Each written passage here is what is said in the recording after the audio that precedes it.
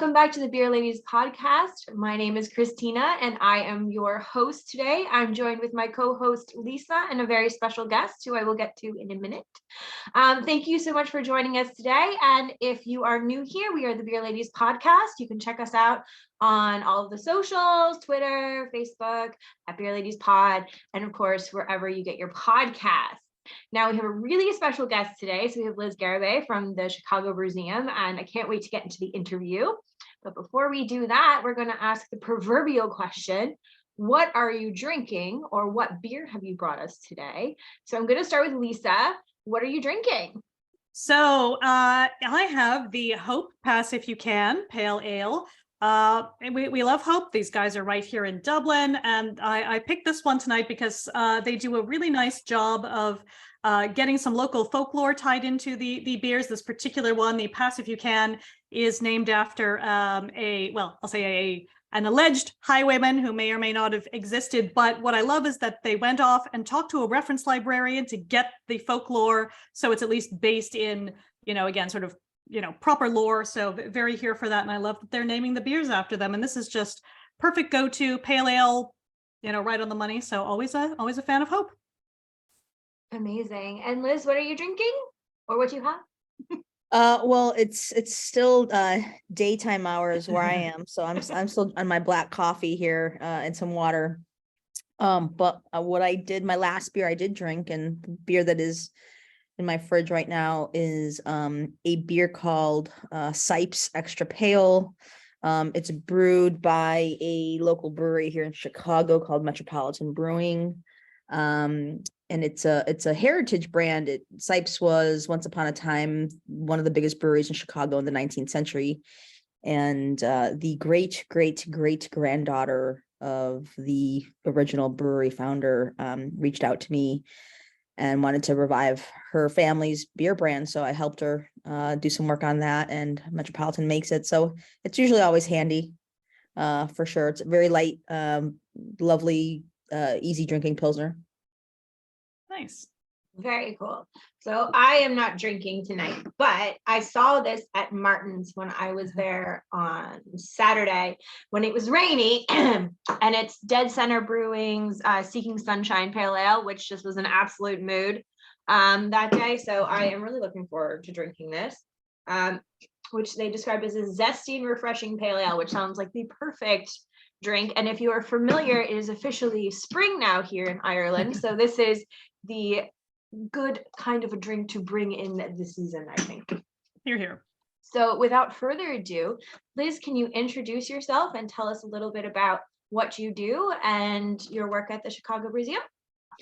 I am born and raised in Chicago to Mexican immigrants, live right in the heart of the city, have attempted to leave several times for graduate school on the West Coast and the East Coast United States and in various endeavors. And my background is mostly in archaeology. And after I realized I hated academia, I made a shift to 19th century American history. And so what I focus on now is I look at history through the lens of alcohol, and kind of talk about the role that beer has played in different communities through space and time.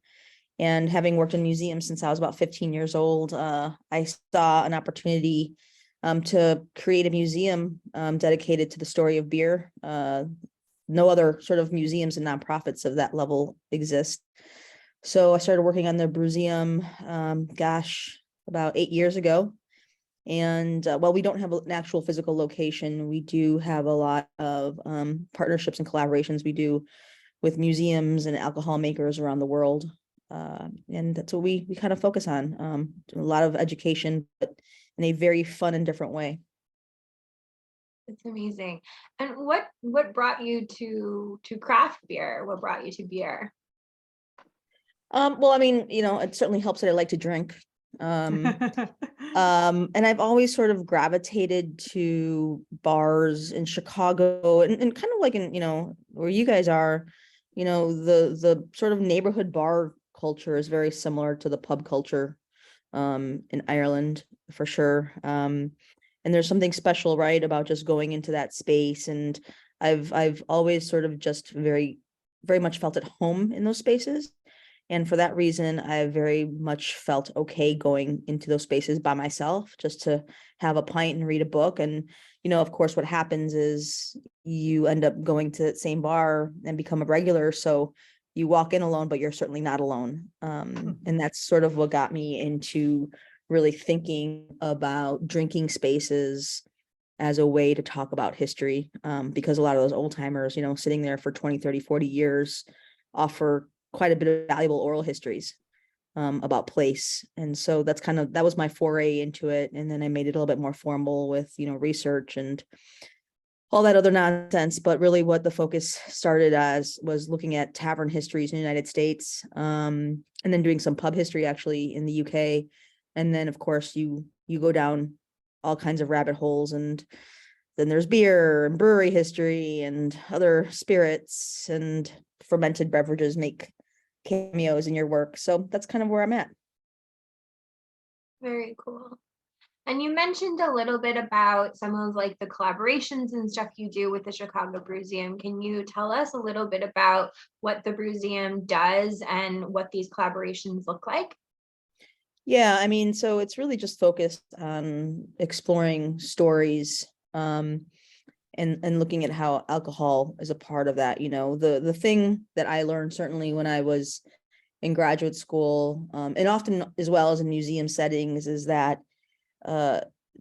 unless you make history incredibly exciting to the public, they might not care so much. And so luckily for us, alcohol is that nice little carrot to dangle.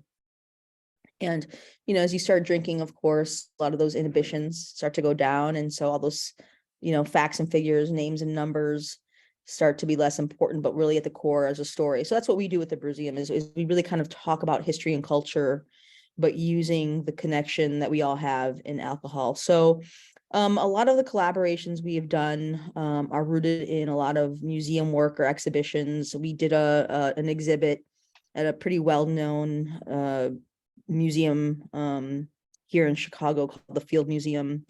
It's our natural history museum. It's kind of world renowned, and they recognized that we had, content experts in an aspect that they didn't, and allowed us to have an exhibit at the Field Museum. So we did a whole history of brewing in Chicago at the Field Museum.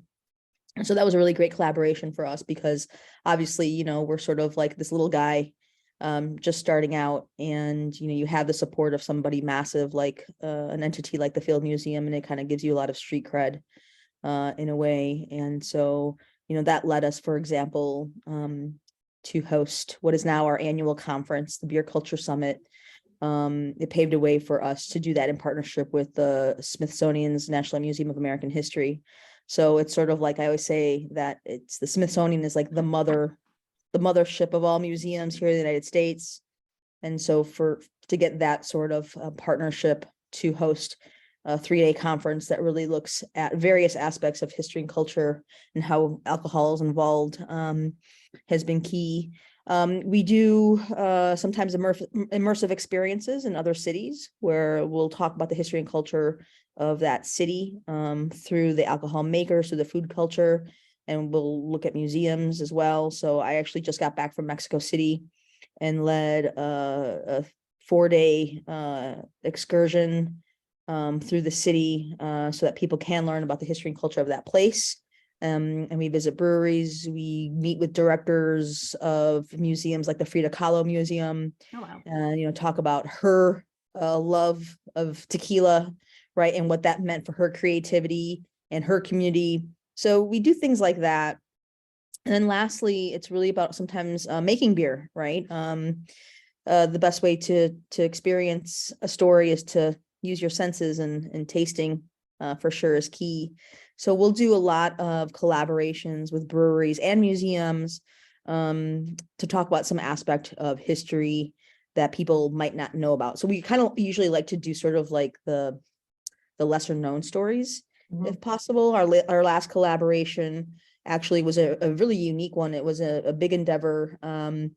It involved the 4/5 Black-owned breweries in Chicago and surrounding suburbs. And what we did was we created a beer. Each brewery had the same sort of base beer recipe and then took a spin on it. And the goal was to tell 4 different stories about 1920s, 30s, 40s Bronzeville, which here in Chicago was the historic Black neighborhood, which was full of all kinds of wonderful bars and lounges and theaters, and was really sort of a major hub for arts and culture in the early to mid 20th century. So talking about people and places during that time that, are kind of in a way forgotten unless you go searching for them. So things like that, and creating beverages that celebrate different things and people.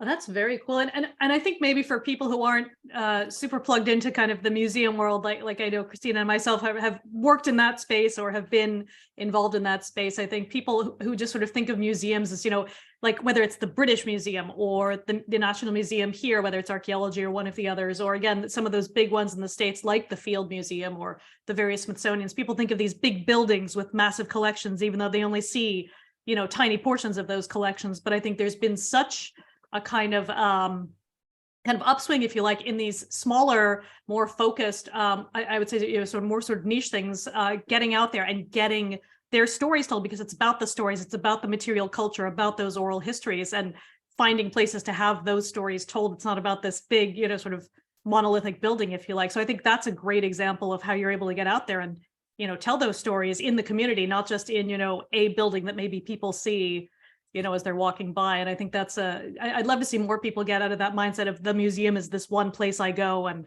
maybe a thing I do on a field trip or whatever. No, it's this evolving living thing. So I'm excited about that. Yeah.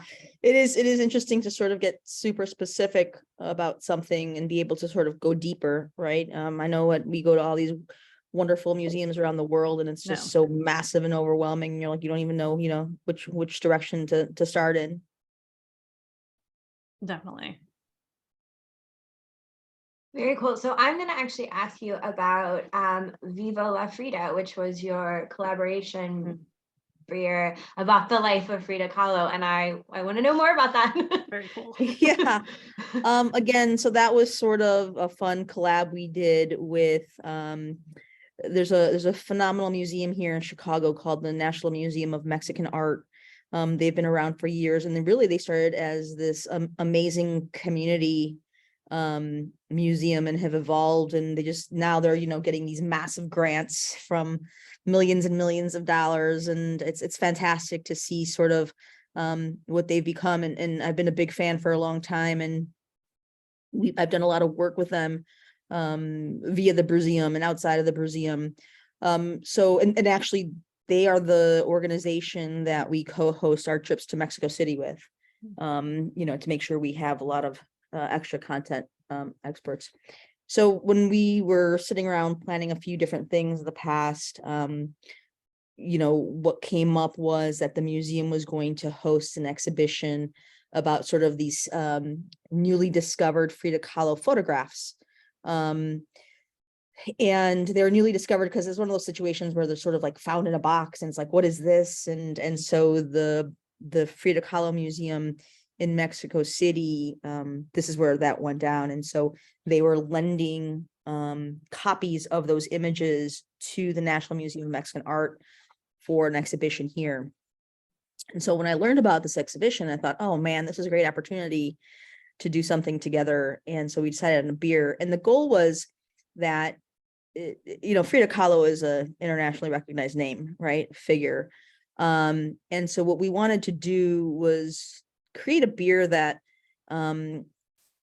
focused on her, but focused on her in a different way. It's sort of like, why is Frida Kahlo this just very powerful figure that people gravitate to? Like, what is it, right? And we start learning about her story, which is incredibly tragic, to be honest.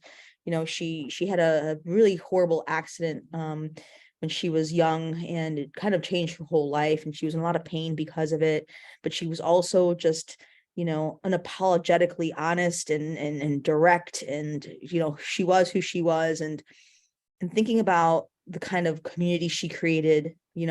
What I am often inspired by her is that she was basically constantly exhibiting different sides of herself, and creating communities in different spaces, right? So obviously she's an icon of femininity, right? Because she's this powerful woman, but she was also openly queer, had multiple relationships with multiple people, open and honest about it. She was just a very authentic person.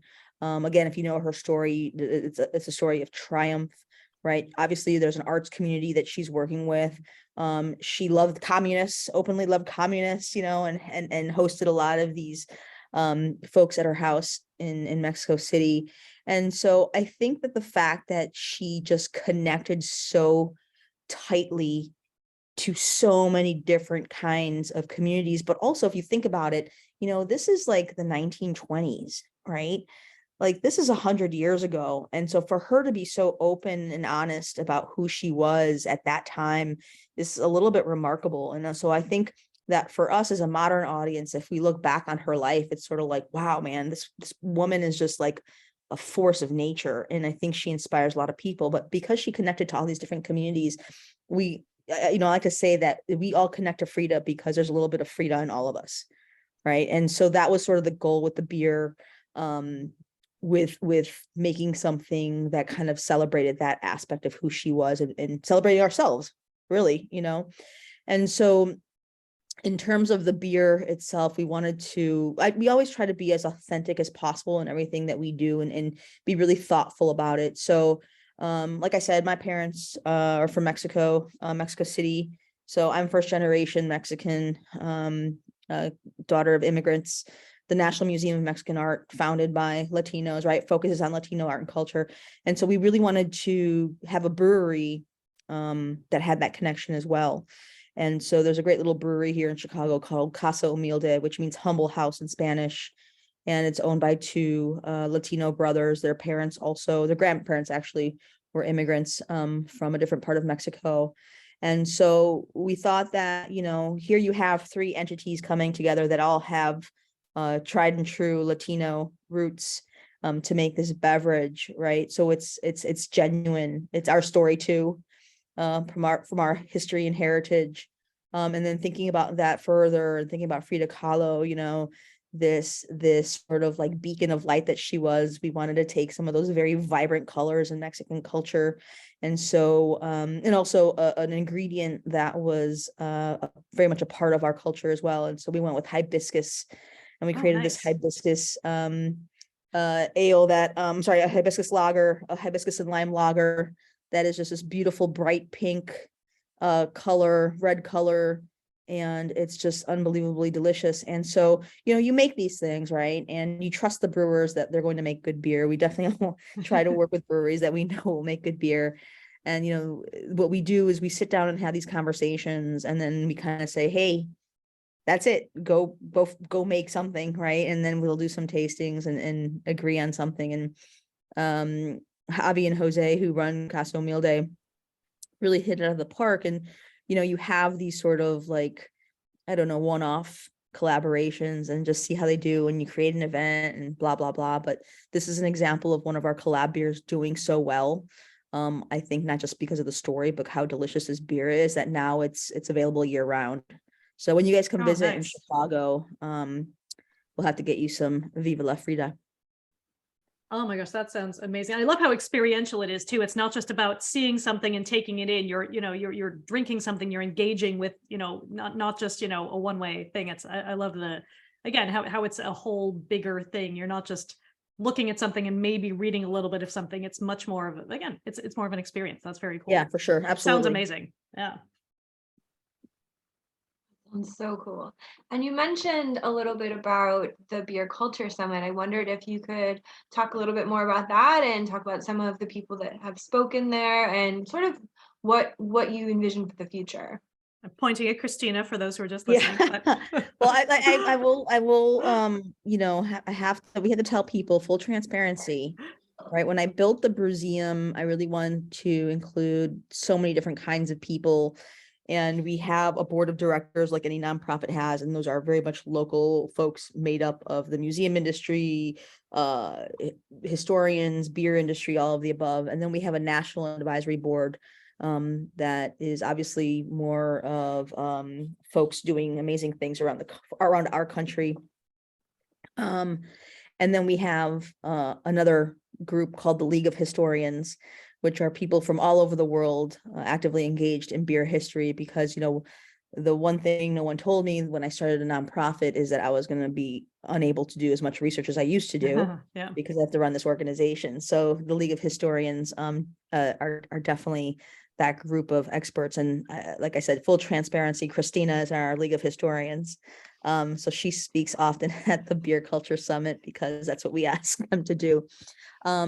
But the Beer Culture Summit was born out of, like, you guys, I think most everyone will relate to this. So I involved myself in 3 different worlds, right? The museum industry, the academic world, and then beer. And, you know, I just figured out a way to meld those together at some point in my career. But when you go to your conferences, right? You go to a museum conference, you go to the academic conference, you even go to a beer fest, right? What I notice is it's the same damn people talking about the same damn things over and over again. And it's like, I understand that being there, it's great to see colleagues and network and learn about what's happening. But the thing I immediately noticed was that it's the same people talking to each other each time. So what's the value in getting that information out? The people who actually, some other people who actually might be interested in it don't have access to those spaces, right? So I thought it might be kind of, the other thing I thought about too was that, you know, some of the academic conference sessions could very much relate to the museum world, but this other stuff could relate to beer as well. So in an effort to, I don't know, be experimental with something, I decided that it would be really cool to do a mashup of all 3 of those conferences, where it's not just experts, it's literally just anybody who is doing something interesting, or just, you know, likes to talk about beer, or likes to hear about beer, or whatever it may be. So the Beer Culture Summit was born, and it's basically a 3/4 day conference where anybody involved in anything in beer can submit a session proposal and host a session. So it's a pretty big endeavor. We have an opening night, and of course, the first one started in 2019, and it was in person, all here in Chicago. And in 2020, we shifted, of course, to digital. And then in 21 and 2, we did hybrid. So we do evening in-person events, and then everything else is digital, which is, you know, has been great because it allows us to involve people from all over the world, both in terms of attendees and in terms of speakers. So that's kind of what it is. And honestly, like, you know, I'm trying to think about all the different sessions that we've done over the last 4 years, and it really kind of runs the gamut, right? Like, I think there was a great, like, it's stuff from the history of hops, right? With 4 like German hops experts, and they are talking about, you know, extinction. And so it gets really, like, you can get really sciencey, right? But then we also had a conversation about being Black and queer in beer, right? And so it's really kind of like completely all over the place. And I always say there's something for everyone, but as long as it's talking about beer history or beer culture, it's really sort of all there. Amazing. I'm sure, Lisa, you've got lots of questions, so I will let you ask because I keep jumping in.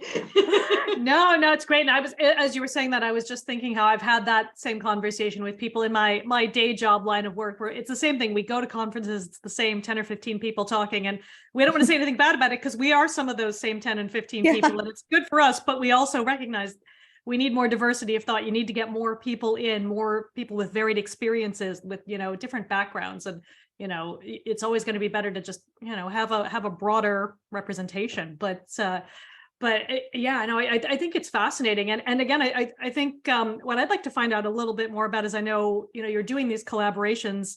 Do you have a kind of I don't know, sort of criteria, if you like to say, hey, this is something where we might want to do an in-person event, or this is something where it makes sense to keep it online or kind of do a mix? It probably depends on the situation, but I wonder if you have a couple kind of planned in the next, year or so in terms of, oh, this is going to be in person or this is going to be an online event, and just how people can either go and see them or participate. I think it's such an interesting mix of opportunities there. Yeah, I mean, so yeah, we have 4 under our belt and 3 have been digital, Yeah. right? So we do have those archives, and at some point, we're still sort of a small entity, slowly growing. At some point, we'll have some of those available as part of a membership program. Oh, nice. For our organization. And then in terms of future beer culture summits, I'm starting to already think about this next one, which will happen in the fall. Usually happens in November. And it's really sort of like sitting down with, I don't know, friends, colleagues, saying, you've been involved or you haven't been involved, what's working, what's not, what would you like to see? Really kind of just throwing it out there. And certainly I think the digital aspect of the conference is very appealing, just because, you can watch all of this stuff from, 10 a.m. to 5 p.m. From the comfort of your home, come in and out as you will. Whereas, if you have in-person conferences, they're a little bit more intense, right? And require more of your time and a little bit more of a labor of love. At the same time, we know that people want to do some of that. So I think this whole hybrid aspect of digital and in-person will continue. I'm always trying to find ways to make it more dynamic, right? So I think that'll just keep going the way it is. And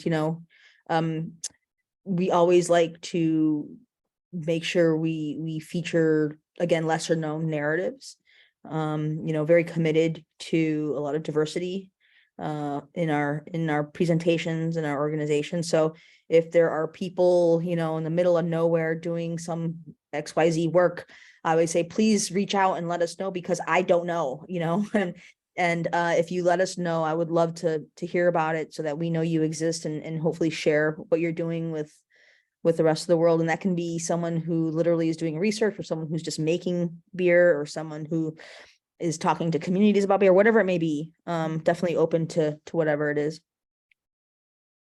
No, very cool. And I think it's, like you were saying before, beer is just such an interesting lens to look at different aspects of history or community.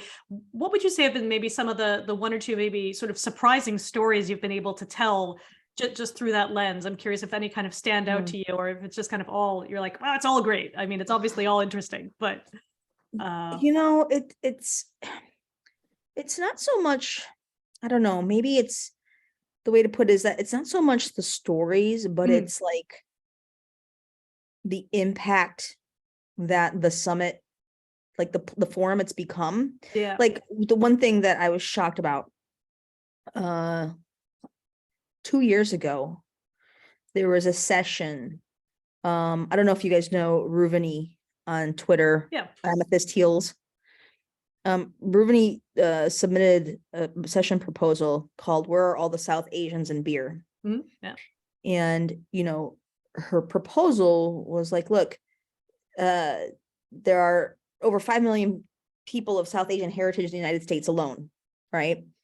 Yet how many of you have heard of South Asian beer makers, right in the United States? So she put together a panel of brewery owners in the United States, all owned by people of South Asian heritage. And they basically just had a conversation of their culture, and infusing their culture into beer, and and not just their beer, their business as a whole, in their communities, obstacles, kind of some usual conversation.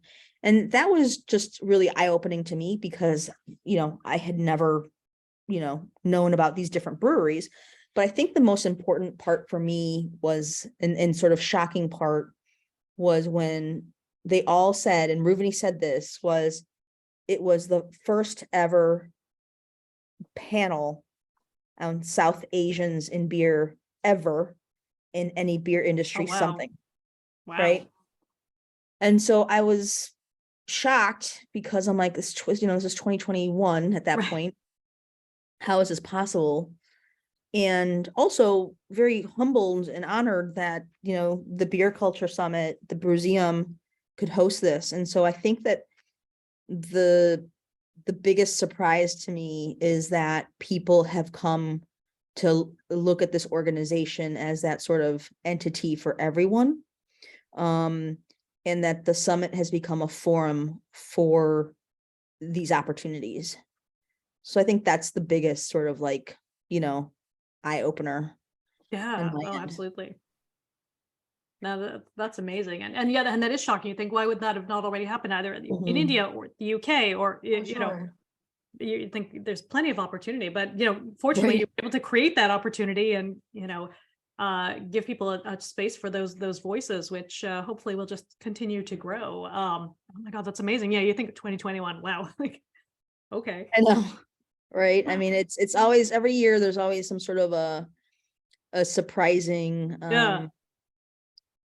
a surprising topic that I think gets people thinking in a way. Mhm. Absolutely.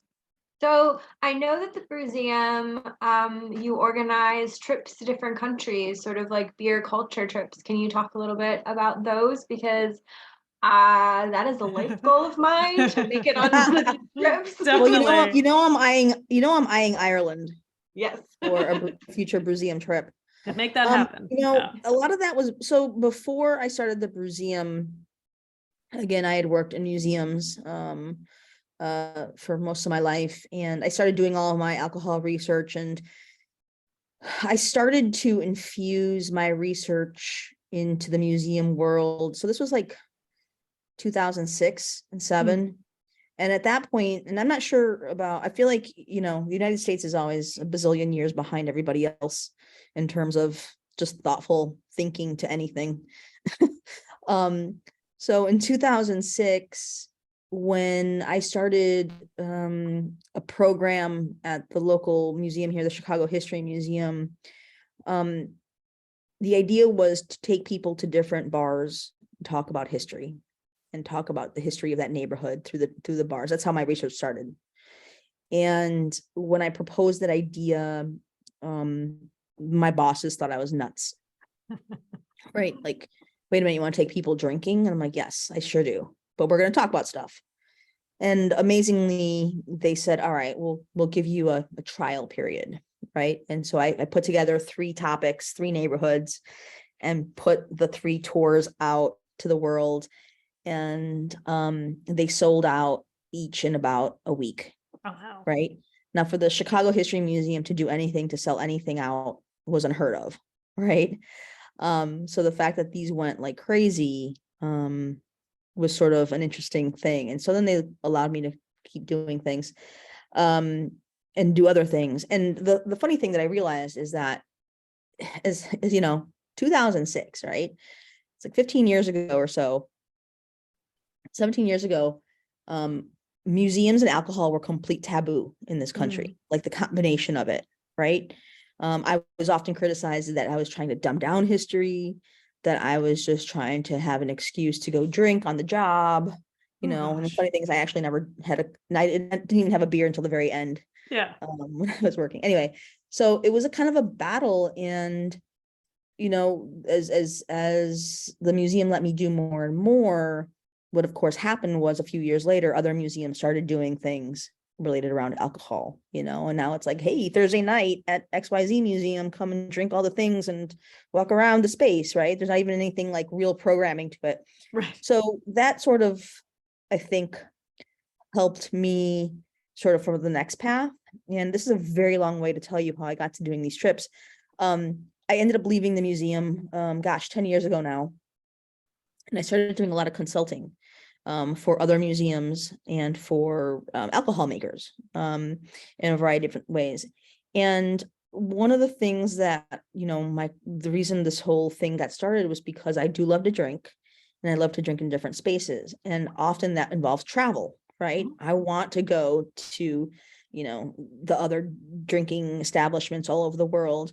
And so what I started to do is realize that there was an opportunity to bring people along with me when I did that. So I started doing organizing trips for myself, just for my own company, and putting them out there. And again, the beauty, a lot of this stuff has happened because of massive support from different people and organizations. And one of the things that happened when I left the History Museum is all of those folks who had done all those tours with me or come to all those boozy lectures or whatever followed me into the next path of my career. So, the very first trip I ever put together was actually to Scotland. And, lo and behold, all 12 people on that trip I knew because they'd all been on past tours with me, right?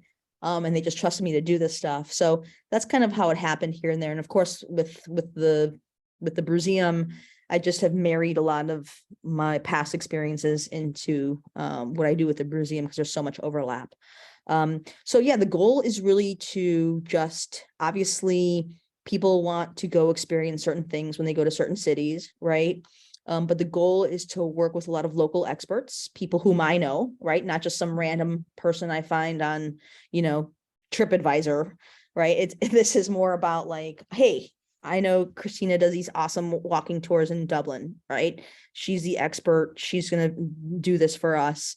And what also ends up happening is because I already have a relationship with a lot of these people, right? There's actually a different kind of, it's not a job, right? It is definitely like you're this ambassador for your culture. There's a really sort of like a lot of depth and authenticity that comes from it. And people feel that, right?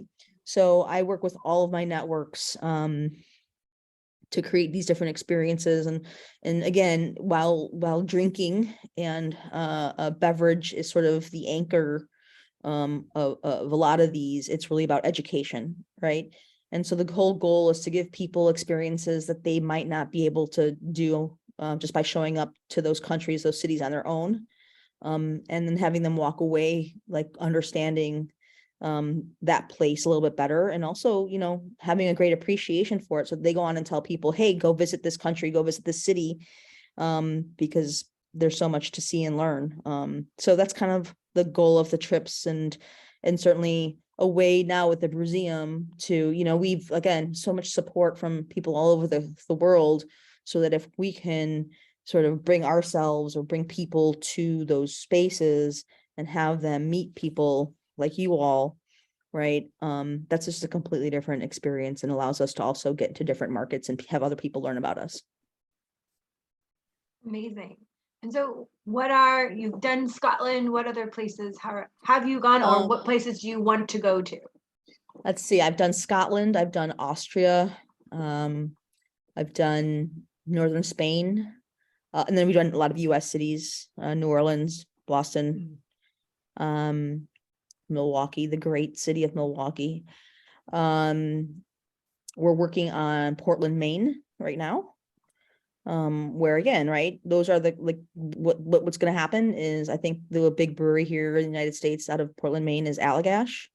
So the idea is to have a brewery all to ourselves and have a conversation with Rob Todd, who started Allagash, right, and things like that. So we're working on Portland, Maine right now, and of course working on Ireland. I was lucky enough to be there early last year, and start doing some research, thinking about what I want to put together, working on Belgium, working potentially on Norway. I don't know, like all these different things keep popping up, and I get excited about travel and being able to work with so many amazing colleagues around the globe. So when people mention something, I'm always like, yes, we'll do it. Yes. So if there's anyone out there that wants the Brewseum to come to your country or to your city, let me know, reach out, because we'd love to work with some local experts and breweries and just, anybody who wants to. You're here, and we would not be sad or mad at all if anyone brought some Allagash to Ireland. Just putting that out there. Wouldn't be mad at it, not at all. Next time I go, I'll throw some. I'll bring a whole suitcase full of beer for you guys. Oh, we'll look forward. Rob's a lovely guy, so that would be an amazing trip. He gives good talk, so always good, Yeah. always good. Yeah. So Lisa, do you have any further questions? I guess I had one on kind of it's so hard to think about what's going to be, or I feel like it's again, I'm getting in my head on, as an ex-archivist, I'm like, what are the stories we should be capturing now? What are the things we might lose? What are the things we want to make sure we're trying to get that are, so that we have them for the future? What are some of those that you might be looking at the moment to think about how do we capture some of this moment so we have something, for say, 20, 30, 50 years down the line that might be in the collection? I mean, I really think that, having sort of that mindset of modern breweries, thinking about their stories, like your business history, Yeah. your living history right now. So save the papers, save the Please, label, please. save Yes. all that stuff. My colleague, Teresa McCullough at the Smithsonian National Museum of American History, she is definitely a big, she's a big muscle in that. Her position is really focused on preserving and documenting modern beer history, so 1960s and beyond. And so I think that is a major sort of just accomplishment in a way, because people don't think about that, right? And she's constantly pushing sort of these smaller craft breweries to do the same. So I think that's definitely key. In moments around how beer reacts to current events, right? Here, with everything that happened in 2020, sort of like reactions to the pandemic and how, what breweries did to survive, or how they adjusted business, or to, the Black Lives Matter movement. Yeah. What are these things even to today, with our ridiculous Supreme Court, and, reversing abortion. It's like, there are a lot of breweries who are taking a stand against that, and or voting rights in this country are absurd, right? So I think that a lot of the way the drinking culture, the brewing industry, the alcohol industry, consumers react and sort of try to make change is incredibly important in us also preserving those narratives and those stories, because that's kind of like what we talk about, right? As a historian, I live in the past. So I like, 1800s is like my golden era. Right. And, that for an American historian, that's key, because that's the beginning of our beer industry here. And so you think about all these immigrant stories, right? You think about all these labor movements. You think about innovation and technology, industry, engineering that really were created out of the desire for, beer and just people's ability to create something and also make a living off of it. These are important stories. And so that's happening, right? History repeats itself, and it's certainly happening again. And so I wish that we had a lot of documentation of some of these major events surrounding beer in the 19th century. And so I think that today we're seeing some of that too. And if people can just start saving stuff, that'll be important. Yeah, I keep thinking that with the wave of breweries closing more in the UK, than here. But I'm just like, I just want to go over there and say, just save the stuff, put it somewhere, talk to someone. We can store it for you somewhere. Just don't just throw everything out. This is going to be so important, even if now it's kind of painful. It's so important to keep some of it. Again, it's, doesn't have to be all of it, but well, I mean, and also like the work that you guys are doing, right? The work that you guys are doing and recording some of these stories. That's a technology that's incredibly important to preservation of these narratives. So, keep podcasting, keep listening, everybody. Here we go. Here. Love it. So I have one last question. What is the future of the Brewseum? What do you want to do? What are your goals? There's a lot happening. We will hopefully have a major announcement at the end of this year. It actually does not have to do with location, because that's always what people think. It's a different major announcement. We want to have the goal. We got a big grant for a strategic plan, and there are a number of interviews with people all over about the organization, even with people who never heard of us, right? Just sort of like, here's this organization, tell us your thoughts. And our consultant did a fantastic job. And one of the main takeaways was that people want a physical location. Like they desperately want a space to get deep into these stories. So we know that we want a location. So that's definitely going to be a goal for us as well.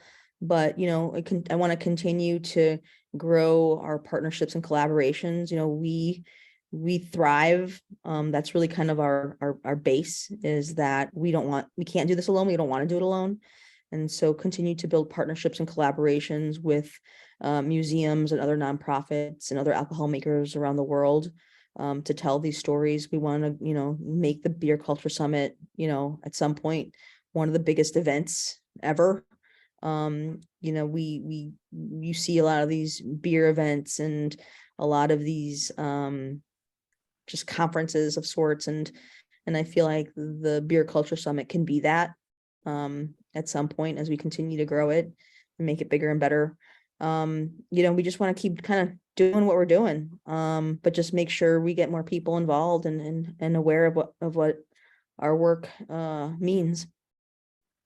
Absolutely. Lisa, do you have any final questions? I only have one thing that, again, because Tandy and Katie couldn't be with us tonight, they wanted us to ask a fun personal question. Okay. And again, it's not the bad kind of personal question, but it's, it's more kind of, I'm trying to think oh yes.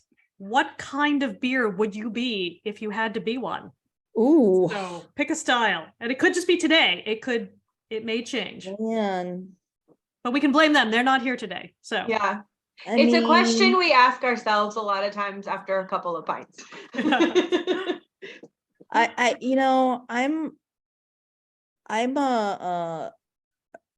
in a lot of way, I'm a traditionalist, right? I just kind of like the basic stuff, because it's like, why, if the old saying, if it ain't broke, don't fix it. Right. Definitely. I'm a big fan of lagers. Light, refreshing, easy drinking, go with the flow. I like to think of myself as easy to just hang out with, no drama, for God's sakes.